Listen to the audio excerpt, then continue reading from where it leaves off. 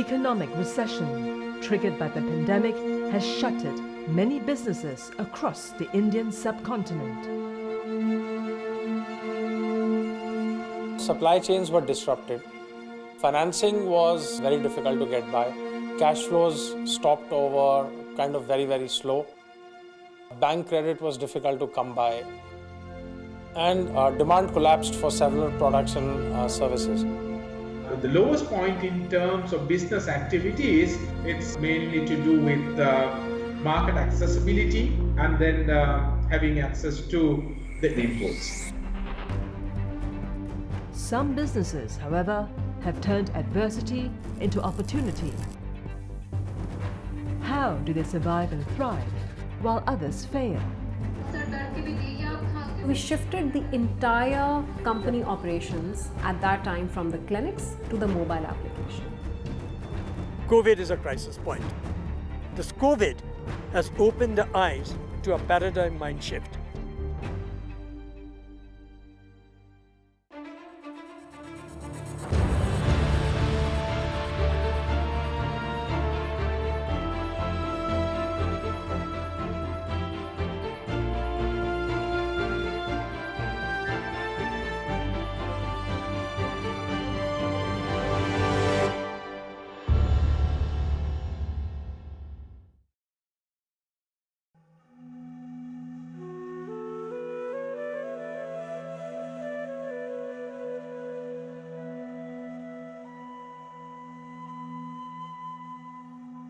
It's consistently been ranked as the happiest country in all of Asia. Bhutan, the land of the Thunder Dragon, has resolutely focused on gross national happiness and social well-being, even in the face of the most pressing challenge of our time. We have a very strong public health system. This has really saved Bhutan. There is no trade-off between lives and livelihood. Lives are far more important than livelihoods. Livelihoods can be supported, but lives cannot be. If you lose a life, then you just lose it. While COVID-19 has hit every corner of the globe, its impact on small economies can be particularly devastating. The landlocked country announced its first coronavirus infection in March 2020 when a visiting American tourist tested positive. Its first COVID-related death came nearly 10 months later. With a population of around 750,000, Bhutan has managed to keep the spread under control by enforcing 2 lockdowns and banning tourism. Bhutan is affected because we were dependent on tourism, so tourism affected, then hotel industries, then comes the construction, manufacturing, production, and the general trading. Because we are a trading country, predominantly we are import dependent. Therefore, when India was affected in the beginning, when it had series of lockdowns in 2020, first part, we were really affected.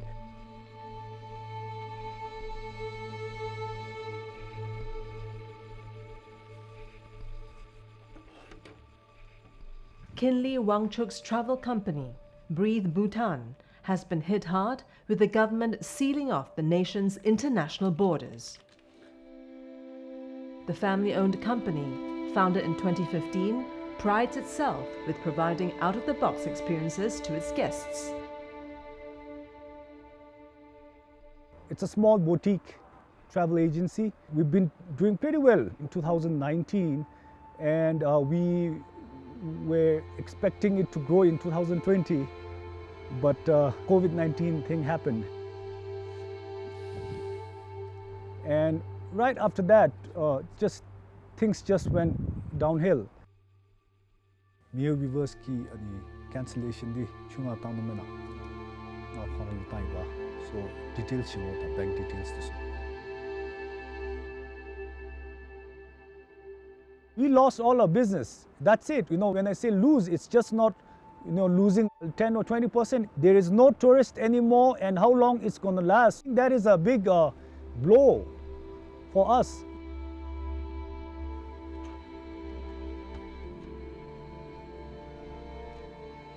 Three months passed by, and it was only getting worse. I got really worried, sleepless nights. Jimmy Kachpedo, Nashosh. Had to think about not just my family, I had to think about the people who are working with me, my team, and they were all laid off. Most of the hotel staffs were also all laid off, and I did not want to lay off my team, because to build that team is the most difficult part of any business. Like they say, it's not the business that makes money, it's the people that make money. With the tourism industry hit the hardest, Kinley had to come up with an idea to survive through the pandemic and to keep his team intact. During the lockdown, the Bhutan government announced that the Urban Agriculture Program as part of the preparedness plan to ensure food security in the country. It was a scheme to provide 60 tour operators with small plots of land in capital Thimphu. Kinley grabbed the opportunity. I applied for it and I got selected. Government was providing all kinds of assistance, starting from helping us plow the field, getting us water supply, giving us access to professionals like from the Ministry of Agriculture, not just local experts, even Japanese experts. So that was a very good learning curve for me. As the son of a subsistence farmer, Kinley boldly pivoted to a different industry altogether. This has ensured that his staff are employed, even as the country is witnessing a rise in youth unemployment. More than 13,000 people lost their jobs in Bhutan after the pandemic struck. The lowest point in current pandemic is, I would rather look from job loss and loss of income. These two are interdependent, I would rather say, because job loss, because many of the industries who were in self-employment, small and cottage industries, we were doing something on their own. They lost these because they lost the market, tourism, hotels and all these things. All of a sudden, because of lockdowns and all, import was not very convenient for their raw materials. And these are small timers, so they really lost their livelihood.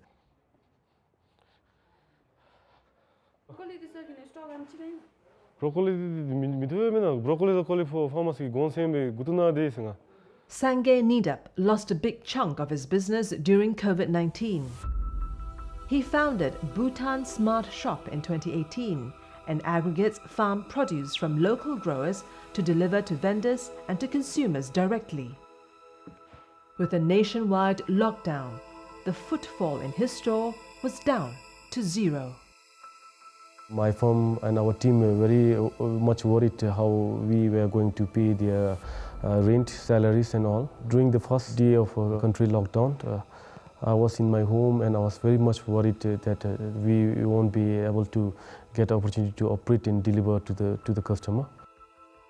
Now, if you want to look at entrepreneurs in the agriculture sector, I think this year really brought home what challenges were quite unique to Bhutan. So Bhutan is very reliant on import even of vegetables. So when we locked down first in August, vegetables were not readily available. Huge storage issues were there. Lots of vegetables rotted, so they had to dispose of vegetables because they weren't moving out as quickly as they were coming in. 35 kg. Why not? Fortunately, Sangay received a call from a Ministry of Agricultural official, a member of Bhutan's COVID-19 task force. In a meeting that followed, Bhutan Smart Shop was one of the stores tasked with supplying vegetables to residents in the capital city. Sangay tweaked his business model and started Vegetable on Wheels, a delivery model taking local produce to people's doorsteps.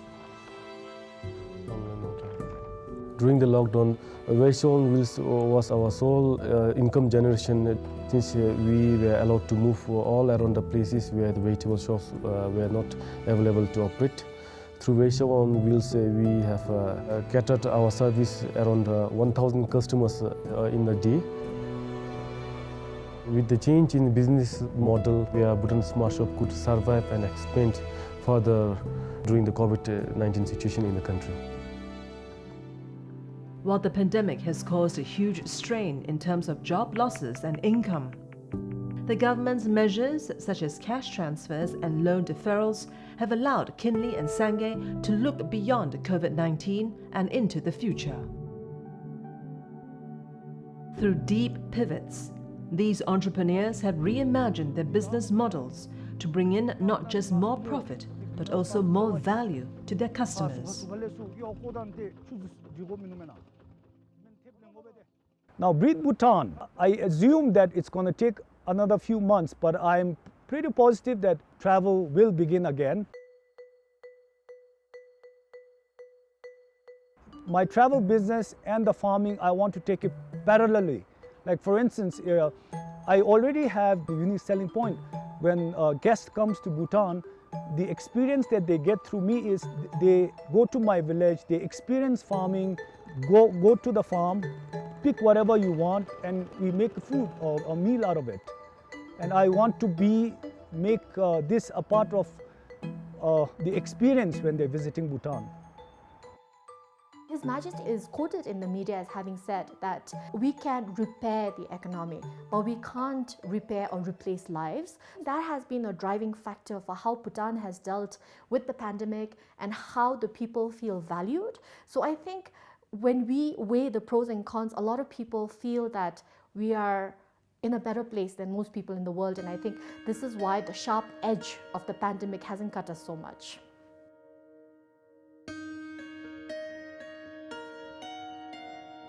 For a country that measures its worth in terms of collective well-being and happiness of its citizens, there are big lessons for Bhutan, both for the government and for these entrepreneurs. We cannot just wait for the COVID to resolve by itself. We have to have now smart mechanisms to work with COVID. And for 2021 and further, our economy must focus on the power of IT, on digitization. Bhutan was a geographic, landlocked country. Now we should not be digitally locked. I would rather say with our geographic lockedness should open to digitalization, and we have to focus on e-commerce and digitalizing our systems and our services.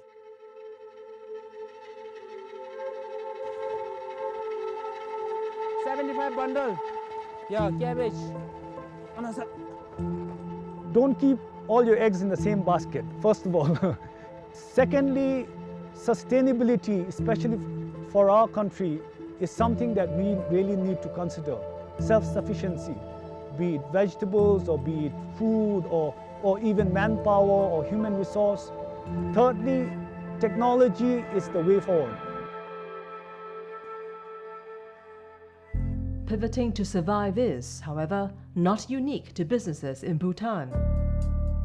Some 2,000 kilometers away, in the world's 5th most populous country, Pakistan, a tele-medicine platform led by 2 women transforms to better serve the nation in the face of the pandemic. We made that pivot very early. We took a huge risk, but we also made sure that we are standing at the back of that risk, performing 100%.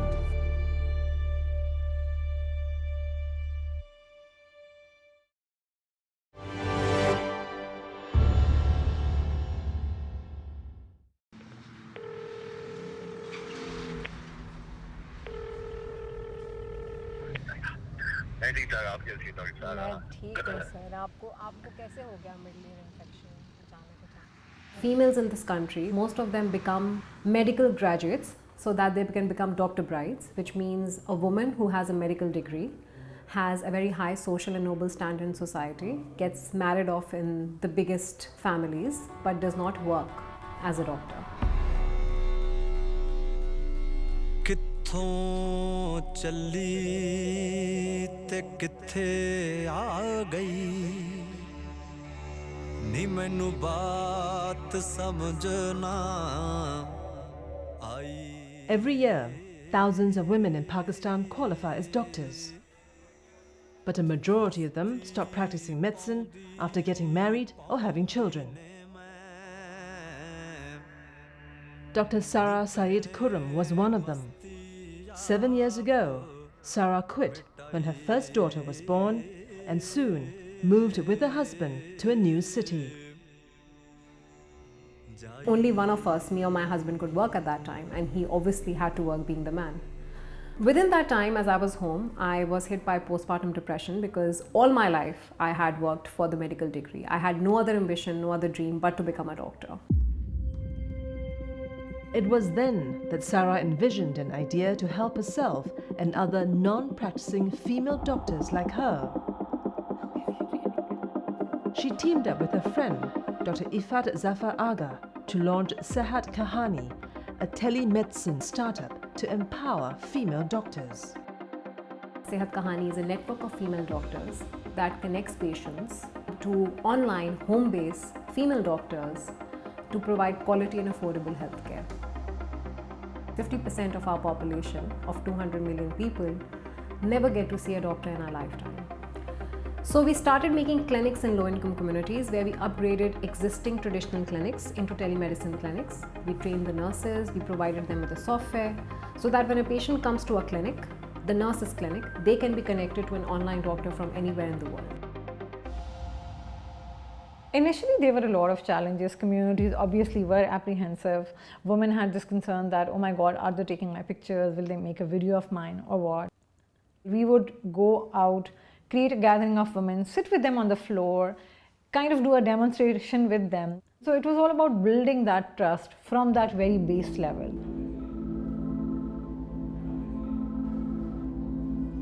Hello अस्सलाम वालेकुम doctor.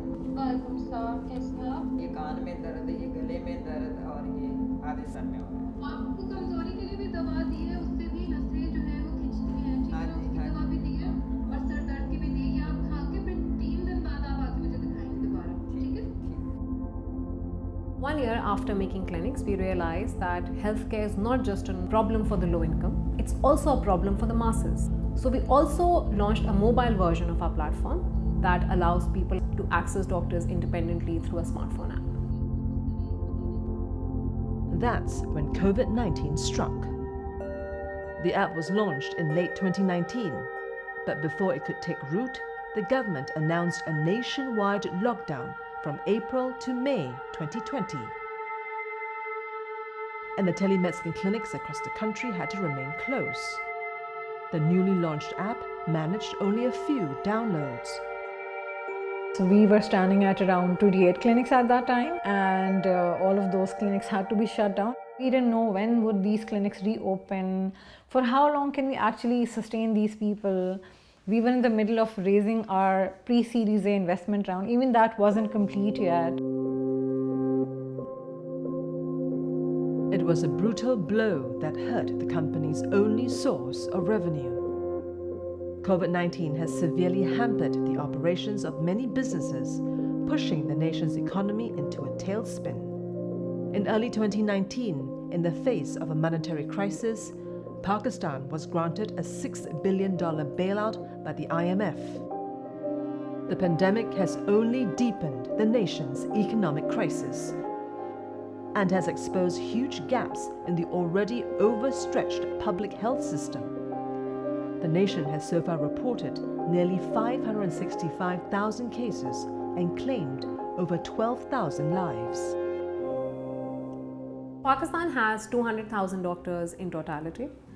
60% or more are female doctors, but only 1 out of these 4 doctors practice. Rest all become doctor brides. So we are missing around 80 to 90,000 female doctors from the ecosystem who are not practicing. Couple that with 25,000 doctors who leave the country for better work opportunities, you have only 90,000 doctors for 200 million people. That means you have 1 doctor for 1,700 people, which is way below the WHO minimum standard of quality of care.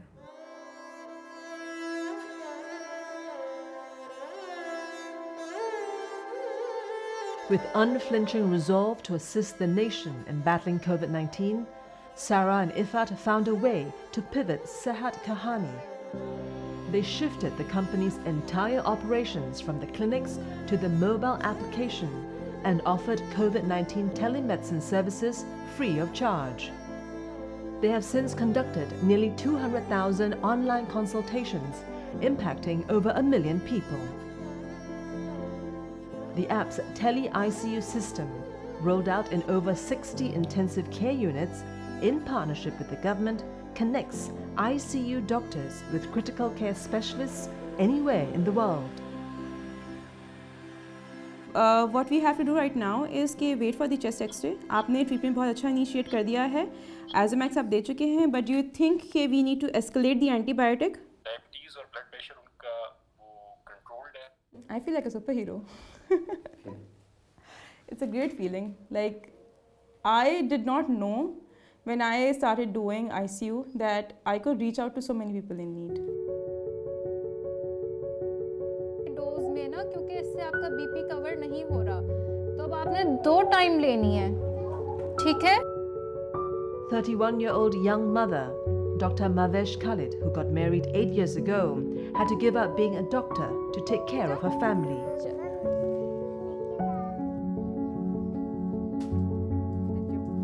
The app has given her the confidence to resume her medical practice. She's now able to engage with patients across the country from within the confines of her home.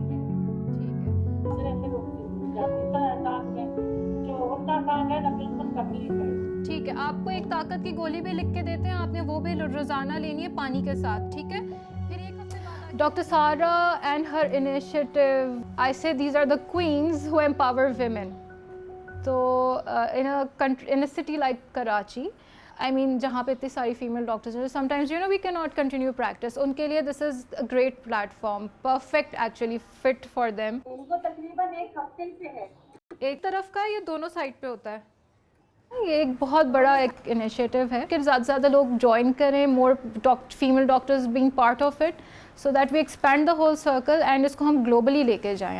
Happy birthday to you. Happy birthday to you. Happy birthday, dear Sara. In the next 10 years, we want to scale this big time. We want to be that female-led telemedicine company that comes out of Pakistan. We want to be able to impact at least 25 million lives in the next 5 to 10 years through scaling up our network of clinics as well as making our application available globally. When the pandemic struck, Pakistan's economy was already weak, and it has now suffered massively due to a fall in global demand. To mitigate the effects of COVID-19, the Pakistan government announced a relief package of $5.6 billion for low-income groups, deferrals of loan interest payments for exporters, and an additional $63 million to support small industries and the agri-sector. The biggest lesson we have learned is that all businesses and the industries must keep a lot of finance to face such situations. And the second thing is that the lack of healthcare facilities in developing countries, especially countries like Pakistan or maybe India, we need to spend a lot of money on such projects. For Pakistan, the pandemic's economic impact will be felt well into 2021, but pivots initiated by a few businesses like Sehat Kahani are ensuring growth in the face of a crisis. If it's good, people will come back, they will pay us, we will last. If it's not, we will not last. So I think it's only because we took a risk in taking this decision of providing our app to patients, to corporations, to launch a tele-ICU project that has maybe pushed us ahead of the curve. If this had not happened, maybe it would have taken us 3 or 4 years to convince people of the same story that we were able to do in 6 months. But yes, I think having a pandemic with a healthcare focus where everything went digital, we took use of that opportunity and we made it work to the best that we could in that time.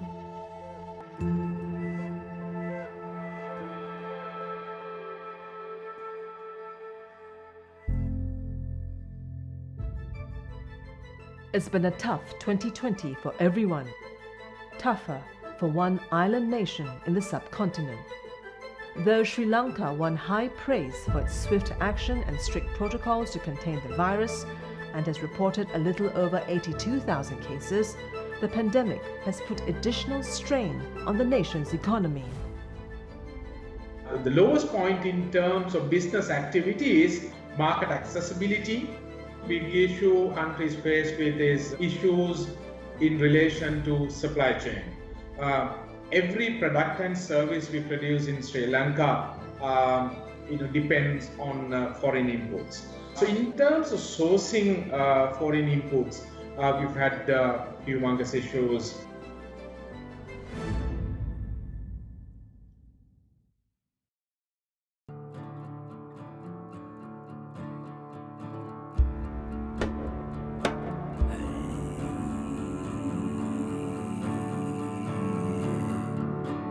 The pandemic has cut deeply into Sri Lanka's lucrative travel industry and outflow of foreign investment.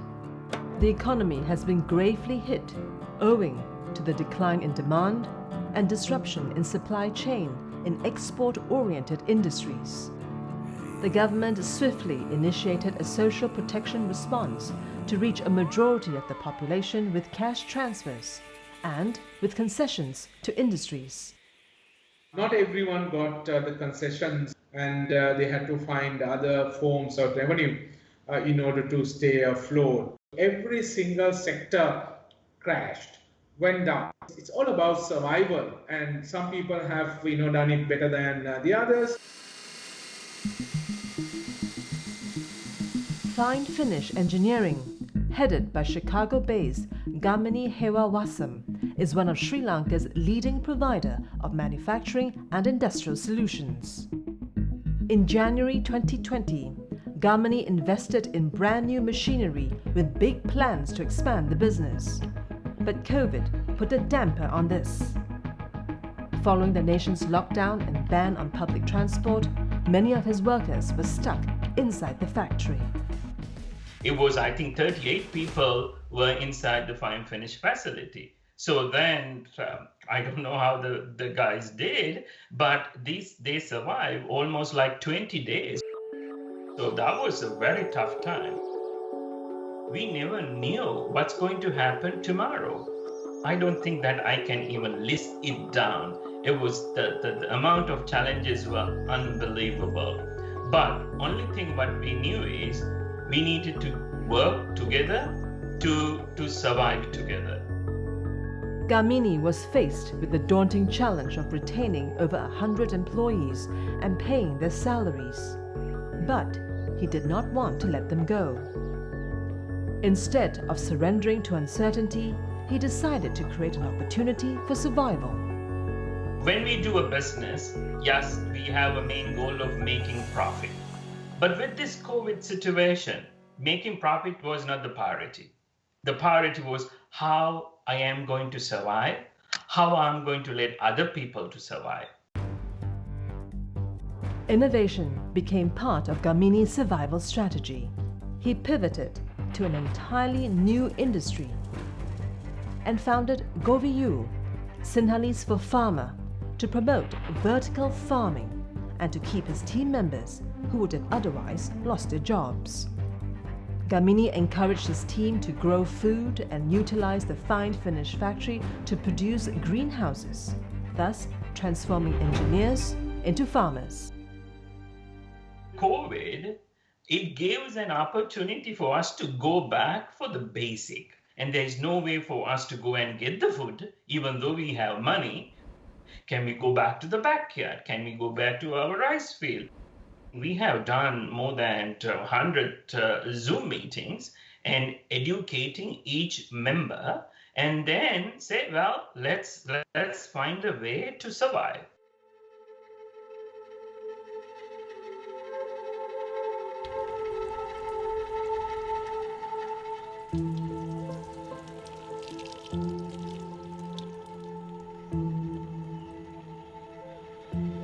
With the nation opening up slowly, Fine Finish Engineering has started producing at 90% of its capacity.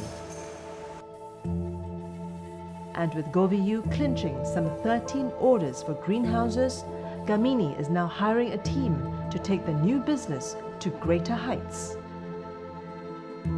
Finishing එක හොඳටම ගන්න ඕන නිසා ඒක ඒ අදාළ ඒ දීලා තියෙන Definitely there is a future for Govio beyond COVID.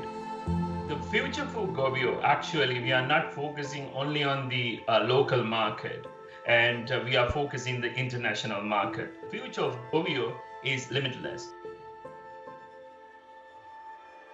So currently, local manufacturing ratio has significantly gone up. If the country can maintain it, it will be well and good. Certainly pave the way for economic recovery. Globally, the markets have to recover also. Sri Lanka's progress would heavily depend upon how fast globally we can recover from the COVID impact. Sri Lanka's growth prospects are dependent on how fast its neighbour and largest trading partner, India, recovers. India was quick to impose strict nationwide lockdowns that lasted for over 2 months, coming at great human costs and slowing down the economy.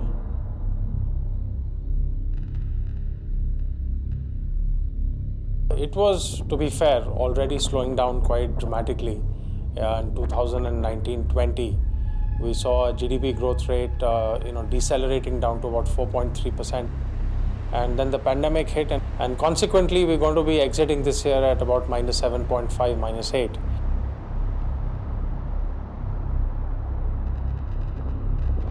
And so it's been a pretty terrible year, and not just from a GDP perspective, but I think two other factors which have really hit India is the massive rise in unemployment and the sharp increase in income inequalities, both of which are bad news. The biggest challenge in the COVID times has been that the companies were not sure of their incoming cash flows because they are not able to make sales, and because of that they still had to incur expenditures in terms of rents and salaries and other costs. So the biggest challenge for them has been how to manage their cash effectively so that they are able to survive the pandemic.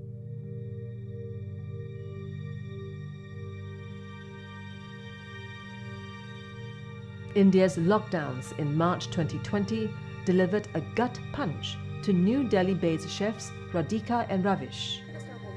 वो हम plastic sheets लगा देंगे ना उसके सामने हाँ curtain लगा देंगे 3 years ago, they founded Fig and Maple, a fine dining restaurant that uses sustainably sourced local produce and strives for zero waste.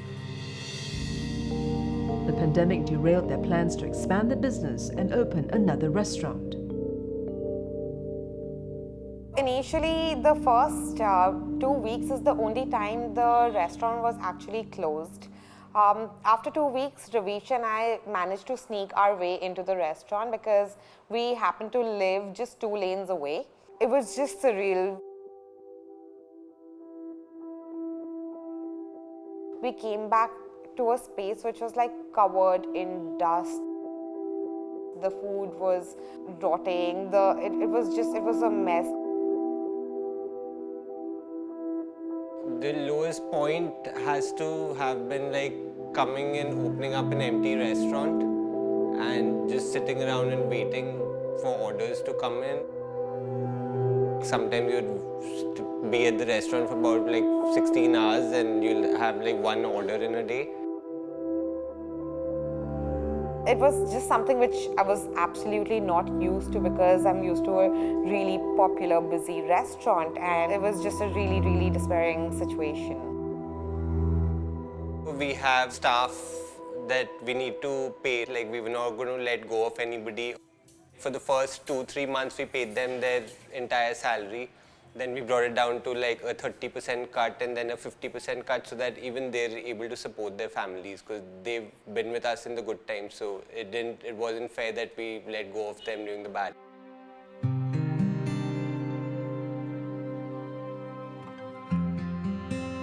Faced with the question of adapt or perish, they started taking orders and delivering to customers. But the delivery model was not a success overnight. We always took pride to be an experienced restaurant. You know, we were a chef-driven space, fresh produce. We focused a lot on the presentation of the product and, you know, all the cocktails coming with it, and just generally a good time is what we would expect when we had you over at Fig and Maple. However, how could we replicate that experience in a home which we were not familiar with? Like, every consumer's house is going to be different, and how do we pivot to a point where we can bring the restaurant experience home? It was a do or die situation that compelled Radhika and Ravish to reimagine their business model to survive in the short term and thrive in the long term.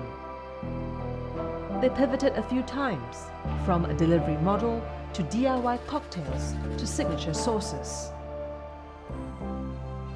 The way we pivoted was according to what the consumer demanded at that point of time. Idea of deliveries, I think, immediately and instantly failed for the first 1 month, and then suddenly it was good again. However, these pivots also struck because we saw that there was a gap to kind of, you know, create products at that point of time to suit that sort of market. With the launch of their website and signature sauces, Radhika and Ravish are starting to see the business picking up again. The duo has constantly been honing ideas to make them stick. Quitting was never an option. We had nothing to lose. There was like, what could we have lost more than this?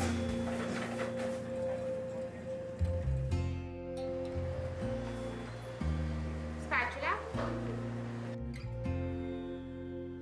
We launched dumplings, we launched sous meats, and that was, I think, the biggest pivot for us at that point of time, and it still contributes to about 15 to 20% of our sales, even post the lockdown opening. The restaurants, you know, the whole industry really suffered. I've read that about 1/3 of all restaurants have shut down forever, which is a great tragedy, obviously. But at the same time, those who were able to pivot and those who were able to do home deliveries and adopt digital means of ordering and so on, they've managed to come through and are now thriving again. Yeah. After the pandemic, what I've learned is not to take anything for granted, and we take it as each day comes. We still try and pivot as much as we can and create new things. I think mine succeeded because need is the mother of invention, and I had no option. We are back to about 80% of our sales. In fact, January 2021 and January 2020, we've made the exact amount of money so far. I have a good feeling about 2021. Hopefully, the entire industry will bounce back real soon. The pandemic has allowed businesses like Fig and Maple to expand, add verticals and new revenue streams. It has opened up new horizons for those nimble and willing to adapt.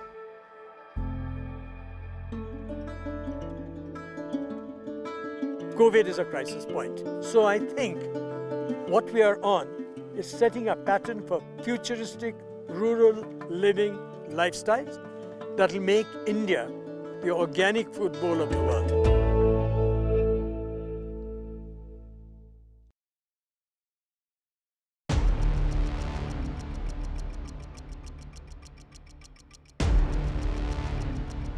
The pandemic created various operational and financial challenges for Indian businesses. Major companies suspended operations. During the lockdown, a little over 71% of the businesses dealt with reduced cash flows, with the manufacturing sector being the worst hit. The government announced various measures such as economic relief measures for the poor, as well as sector-related incentives and tax deadline extensions. I think every CEO and every entrepreneur will look into 2021 and beyond with the lens of trying to figure out how to create what I would call shock absorbers in their business. These shock absorbers will come in the form of having sufficient cash in the bank, having the technology platforms, whether you buy them or you build them, to enable the business to be nimble, stay nimble, pivot and be agile, to have a very clear and well-articulated go-to-market strategy so that they occupy their niches in the market. The lockdowns took a heavy toll on India's tea industry as they coincided with the first flush harvests of both Darjeeling and Assam, causing ripples throughout the tea drinking world. COVID is a crisis point. This COVID has opened the eyes to a paradigm mind shift. He is a legendary tea maker and the fourth generation owner of a tea estate spread over 1,600 acres on the steep slopes of India's eastern Himalayas. Raja Banerjee, a name synonymous with Darjeeling tea, pioneered organic cultivation of tea in India, the world's second largest tea producer. I was born into a family, the oldest family over here. My great-grandfather created the first tea factory in the world. We have a tea heritage. We pioneered organics because healthy soil is healthy mankind. When you farm sustainably, you are in partnership below the land, above the land, in cyberspace, and down in a holistic green circle. 2 years ago, at the age of 70, he hung up his planter's boots and exited his family estate of 150 years to make a new beginning, but not before granting his 12% stake in the estate to plantation workers.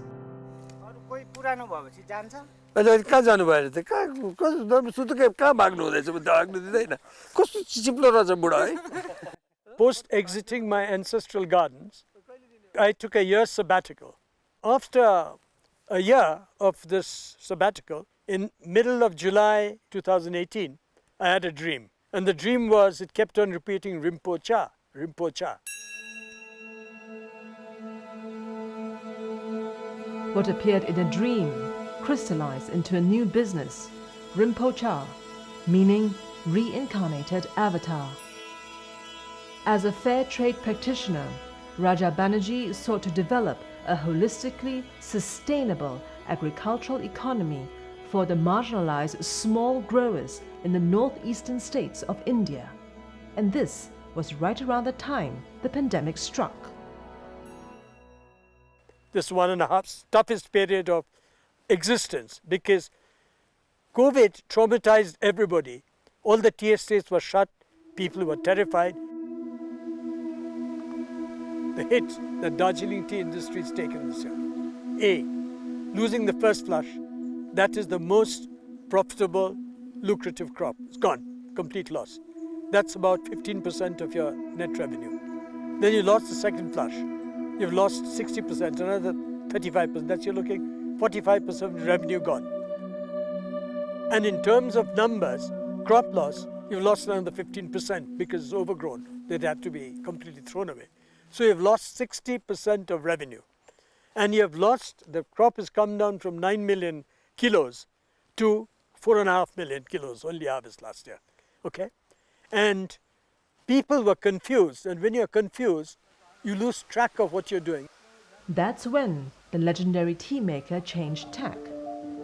He steered the company into a partnership model through which he seeks to bring together around 74,000 small growers from all over the country.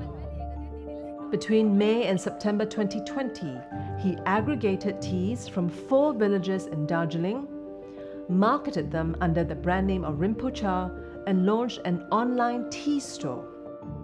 Additionally, partnering with other e-commerce platforms to sell teas. But it doesn't stop there for Raja Banerjee. We are only going for the top end with the tea, but we shall also branch out into other means of lentils, spices, tisanes, rice. This is the post-COVID initiative.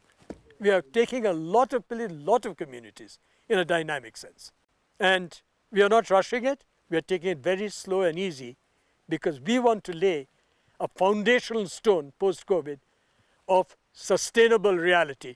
It will make India the organic food bowl of the world. What started off as a glimmer of an idea to kickstart a small growers movement has today metamorphosed into a grand design to produce food sustainably. The first 3 months of COVID was extremely challenging because nobody was buying anything. Then it opened a different dimension and we found a different world.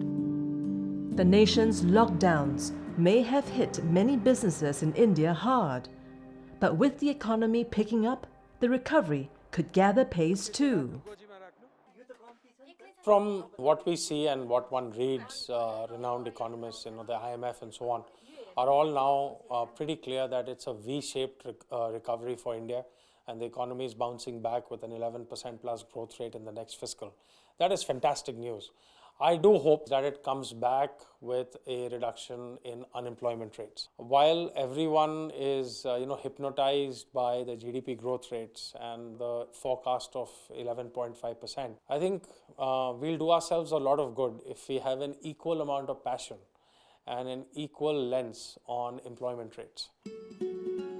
The economies of the countries in the subcontinent are expected to gather pace amid signs of a pickup in consumer demand, government spending, and a resumption of most economic activities.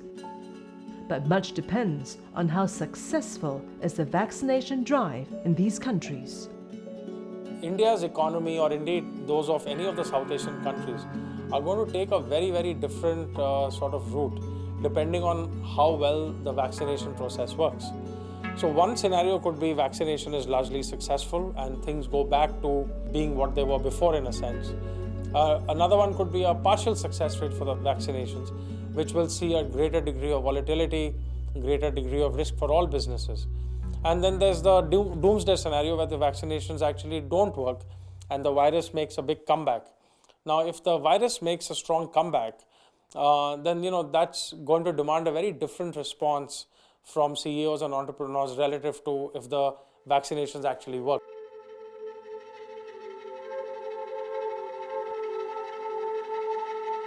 The South Asian region is expected to grow by 3.3% in 2021, substantially weaker growth than during the decade leading up to the pandemic. Many businesses have been devastated, but the recovery process has also already begun, with those agile offering hope by embracing innovation and preparing to thrive in a post-COVID world. The biggest argument that Sehat Kahani got from patients was that without touch and feel, how can you see a doctor? That element got completely wiped out in COVID-19, because in COVID-19 you did not want to touch a doctor. You wanted a doctor who's away from you. So I think that helped our narrative much more. So when we had our solution, when we had our clinics, when we went with our mobile app, people readily took it, because that provided them an instant connection with doctors without touching or feeling one. We have transformed the entire region of Darjeeling by going sustainable. What's in it for me? To leave a better footprint for others to follow, the sustainable reality. Because what I'd like to see is a blooming world where everybody's living in peace and harmony. Because all issues of humanity is about harmony. And sustainable practices, if you can initiate it, will leave my children, my grandchildren, and my great-grandchildren for a better world.